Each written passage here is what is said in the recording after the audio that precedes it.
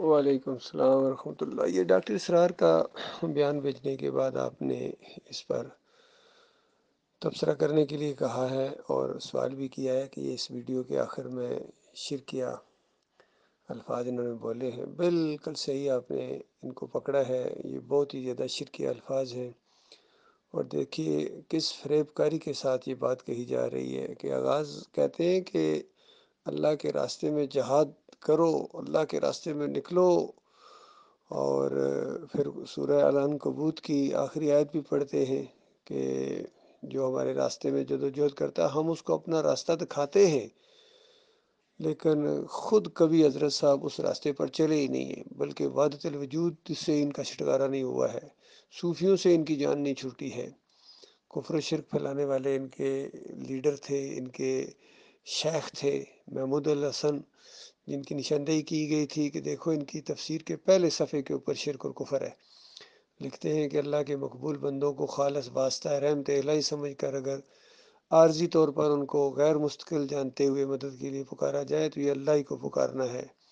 تو اس طرح نشاندہی کی گئی کہ دیکھو یہ تو شرک ہے، نبی علیہ السلام کو پکارنا، یا مقبول بندہ نبی علیہ السلام سے زیادہ کون ہو سکتا ہے؟ اسی طرح لوگ علی رضی اللہ عنہ کو پکارتے ہیں، تو یہ نیک لوگ تھے، ان کو پکارنا اللہ کو پکارنا کیسے ہو گیا؟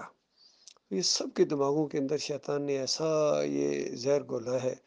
اشرف علی تھانوی صاحب لکھتے ہیں کہ اللہ کے بندوں کو نبی کا بندہ کہا جا سکتا ہے، سورہ زمر کی تشریح کرتے ہوئے۔ اسی طرح محمد حنیف کہتے ہیں کہ جو یوسف علیہ السلام کو سجدہ ہوا تھا وہ دراصل اللہ ہی کو سجدہ تھا، اندازہ لگائیے۔ حالانکہ وہ شکر گزاری کا سجدہ جو اللہ کو ہوا تھا، سارا خاندان اللہ کے سامنے شکر گزاری کے طور پر گر پڑا، ان نعمتوں اور برکتوں کی وجہ سے جو اس خاندان کے اوپر اللہ نے کی، وخروا لہ سجدا، لہو کی ضمیر اللہ کے لیے ہے، اور یہ سجدہ شکر تھا، یہ سجدہ تعظیمی نہیں تھا۔ اسلام میں سجدہ تعظیمی کی کوئی گنجائش نہیں ہے، خارج از امکان ہے۔ ہاں ان کا یہ سجدہ تنظیمی ضرور تھا، یہ تنظیمی لیول پر انہوں نے فیصلہ کیا کہ یہ سجدہ یوسف علیہ السلام کو مانا جائے، اور پھر ڈنڈے کے زور سے بنوایا، اور جانوروں نے آنکھیں بند کر کے مان لیا، سب ڈیر ہو گئے۔ یہاں ایک ایسی عقیدے کی نظریاتی ان کی آزمائش ہوئی تھی بڑے لیول کی، سارے ڈیر ہو گئے۔ بالکل اسی طرح کا معاملہ پیش آ گیا اس دور کے اندر، جس طرح بنی اسرائیل کے ایک گروپ کے اندر آزمائش ہوئی کہ ایک نہر کے اوپر تمہیں آزمایا جائے گا، جو پانی پیے گا، ان کے لیڈر نے کہا کہ وہ میرا ساتھی نہیں ہے۔ ہاں چلو بھر کے پی لے والا بات ہے، لیکن اس طرح پیٹ بھر کے پی لینا ایسا نہ کرنا۔ سب نے پیٹ بھر کے پی لیا سوائے ایک دو کے۔ بالکل اسی طریقے سے ہوا کہ اس گروپ کو، اس جماعت کو کتنی تاکید کی گئی تھی کہ دیکھنا شرک کے قریب بھی نہ جانا، شرک کی نشاندہی کرنا، طاغوتوں کی نشاندہی کرنا، اور شرک سے بچتے رہنا۔ تو سوائے چند کے اب انگلیوں پر گنے جا سکتے ہیں ایسے لوگ بچے ہیں جو ایمان خالص کے اوپر، باقی سارے ڈیر ہو گئے، یقین کیجئے۔ منور سلطان ہوں، قاری خلیل الرحمان ہوں، محمد حنیف تو اسی شرک کے اوپر مر گئے، خالد عزیز شرک کے اوپر مر گئے، صابر علی اسی شرک کے اوپر مر گئے، اور کتنے لوگ شرک کے اوپر مر گئے۔ اور باقی جو بچے ہیں وہ دعائیں مانگ رہے ہیں کہ محمد حنیف کے راستے پر، نقشے قدم پر یا اللہ چلانا، یعنی شرک کے راستے پر چلنے کی جو قوم دعائیں مانگے اس کو پھر کیسے ہدایت دی جائے؟ سارے مانگ رہے ہیں۔ طاہر القادری بھی کفر شرک کرتا اور کہتا ہے اسی راستے پر یا اللہ موت دینا۔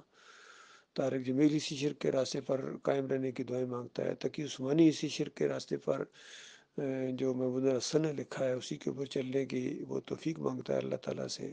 فضل الرحمان اسی کفر شرک کے راستے کے اوپر چلتے ہوئے اللہ سے دعائیں مانگتا ہے کہ یا اللہ اس پر قائم رکھنا۔ تو بتائیے کیا ان کا عاشر کیا ہونے والا ہے؟ علی انجینئر اسی طرح دعائیں مانگتا ہے جو اس کا کفر شرک کا راستہ اس نے اختیار کیا ہے اپنے اکابرین کی وجہ سے، مولوی اسحاق کی وجہ سے، یا ڈاکٹر اسرار کی وجہ سے۔ تو بالکل ڈاکٹر اسرار نے اس بیان کے اندر شرک کا انجیکشن زبردست طریقے سے دیا، اور دیکھو غور کرو کس طرح توحید کے روپ میں یہ شرک اس نے دیا ہے۔ پہلے کہہ رہے ہیں کہ دیکھو مدد صرف اللہ تعالیٰ سے مانگنی، کسی اور سے مدد نہیں مانگنی، زور دے کے جس طرح ان کا انداز ہوتا ہے۔ اور پھر کہتے ہیں آگے جا کے کہ اللہ تعالیٰ مدد کرتا ہے چاہے کسی ولی اللہ کی روح کو بھیج کے مدد کر دے، چاہے کسی اور کے ذریعے کر دے۔ بتاؤ روح یہاں آتی ہے مدد کرنے کے لیے، جب روح نکلتی ہے تو وہ اس کا یہ وہ رہ جاتا ہے کام۔ اور کیوں نہ کہیں، چونکہ شاہ ولی اللہ نے یہ حجت اللہ البالغہ کے اندر یہاں برزخ کا ذکر ہے، وہاں یہ کہہ دیا کہ کچھ نیک صفت انسان ہوتے ہیں جب وہ مرتے ہیں تو ان کی روحیں اللہ تعالیٰ ملائکہ اسفل کے اندر شامل کر کے کاروبار دنیا چلاتے ہیں، اصل میں اس کی سپورٹ کر رہے ہیں، اس شاہ ولی اللہ کی سپورٹ کر رہے ہیں قرآن کے مقابلے میں۔ یہ ہوتا ہے طاغوت پرستی، یہ ہوتا ہے شرک اور دماغ کے اندر شرک، اور یہ ہوتا ہے شخصیت پرستی۔